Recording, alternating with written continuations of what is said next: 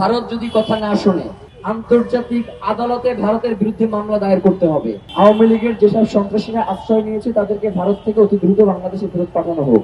যদি না পাঠায় তাহলে বাংলাদেশে কর্মরত সকল ভারতীয়দের ওয়ার্ক পারমিট বাতিল করতে হবে। আগামী 7 তারিখ মানে আগামীকালকে সরকারের পক্ষ থেকে চার্জশিট দাখিল করবার কথা রয়েছে। আমরা স্পষ্ট করে বলে দিতে চাই যে এইখানে ফয়সাল করিম, মাসুদ এবং আলমগীর এরা হচ্ছেন এই খুনের সাথে জড়িত সব থেকে ছোট গুটি। মানে এই খুনে তো সে টাকার বিনিময়ে করেছে, তাইলে তাকে এই খুনটা করালো কে? অবশ্যই এর পিছনে কেউ না কেউ রয়েছে।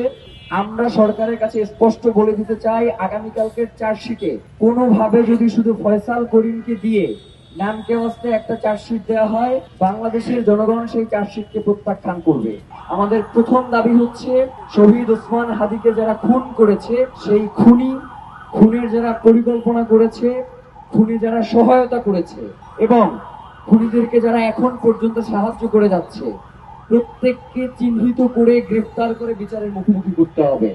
আমাদের দফা নাম্বার 2 হচ্ছে বাংলাদেশে দীর্ঘ 17 বছর ধরে যারা গুম, খুন, হত্যার রাজনীতি করেছে, যারা জুলাইয়ে আমাদের 1400 অধিক ভাই বোনকে হত্যা করেছে, তাদের মগজ রাস্তায় পড়ে রয়েছিল, এমন অবস্থাতেও তারা ক্ষান্ত হয় নাই। এমনকি তারা জুলাই পরবর্তী সময়েও তারা গুপ্ত হত্যা এবং শহীদ ওসমান হাদির মতো বাংলাদেশের স্বাধীনতা সার্বভৌমত্বের একজন অকুতোভয় বীরকে দিনে দুপুরে রাস্তায় গুলি করে হত্যা করেছে। আমরা চাই যেই ভারত বাংলাদেশের এসব সন্ত্রাসীদেরকে আশ্রয় দিয়েছে তাদেরকে অতি দ্রুত তারা বাংলাদেশে ফেরত পাঠাবে। কারণ বাংলাদেশের সাথে ভারতের সহ পৃথিবীতে একটি আন্তর্জাতিক বন্দি বিনিময় চুক্তি রয়েছে। ভারত যদি তাদেরকে বন্দি বিনিময়ের মাধ্যমে বাংলাদেশে ফেরত না পাঠায় তাহলে আন্তর্জাতিক আইনের লঙ্ঘন ঘটবে। আমরা চাই অতি দ্রুত ভারতে খুনি হাসিনা সহ আওয়ামী লীগের যেসব সন্ত্রাসীরা আশ্রয় নিয়েছে তাদেরকে ভারত থেকে অতি দ্রুত বাংলাদেশে ফেরত পাঠানো হোক। যদি না পাঠায় তাহলে বাংলাদেশে কর্মরত সকল ভারতীয়দের ওয়ার্ক পারমিট বাতিল করতে হবে। এটা আমাদের দফা নাম্বার 2।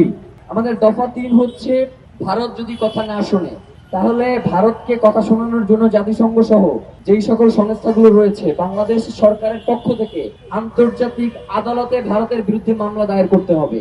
এবং আমাদের 4 নম্বর দফা হচ্ছে, আপনারা জানেন যে জুলাই পরবর্তী সময়ে আওয়ামী লীগের যে সকল দোষর রয়েছিল, যারা সিভিল ইন্টেলিজেন্স মানে হচ্ছে আমলাতান্ত্রিক কাঠামোর মধ্যে যারা রয়েছে এবং মিলিটারি ইন্টেলিজেন্স মানে আর্মি, ডিজিএফআই, এনএসআই সহ এই ধরনের প্রতিষ্ঠানগুলোতে কর্মরত যারা ভারতের তাবেদার, দিল্লির দাসত্ব এখন পর্যন্ত কায়েম করছে, তাদেরকে চিহ্নিত করে অতি দ্রুত গ্রেফতার করতে বিচারের মুখোমুখি করতে হবে। এই 4 দফা দাবি নিয়ে আজকে আমাদের এখান থেকে মার্চ ফর কর্মসূচি ঢাকার অত্যন্ত গুরুত্বপূর্ণ জুলাইয়ের 10টি স্পটে মার্চ ফর ইনসাফের কর্মসূচি নিয়ে তারা